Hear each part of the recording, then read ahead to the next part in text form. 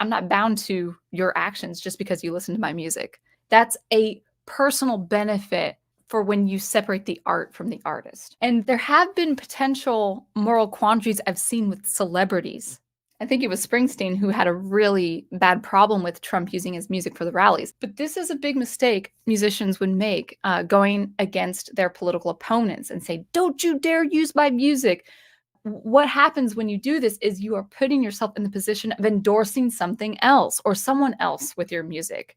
If you're opposing someone because they're using your music, you're by default causing an endorsement of something else or someone else. And that could be dangerous in case that person or that thing becomes corrupt in the future. And then you have to answer to that. So I would say don't endorse either way. Don't be bound to the actions of anyone but yourself. If the art piece is in no way a propaganda piece, I don't think the art should be punished. I really do believe the art should be separate. And it's working in the inverse in my favor as an artist. You know, the worst person in the world, like if someone came to me, I'm not really on social media besides YouTube, but like let's say it was public news that the worst dictator who's caused so much catastrophe and has caused the destruction of millions of lives listen to an album of mine.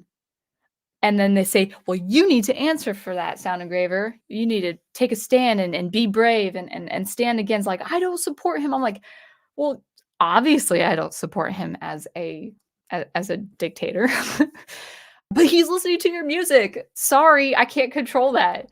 But if he's listening to your music, that means you're affiliated with his principles and philosophies and all the destruction. I'm like, no, my music is not inseparable to me in that regard. It's like, I can't control him for listening to my music if he likes my music. You're asking an impossibility of me.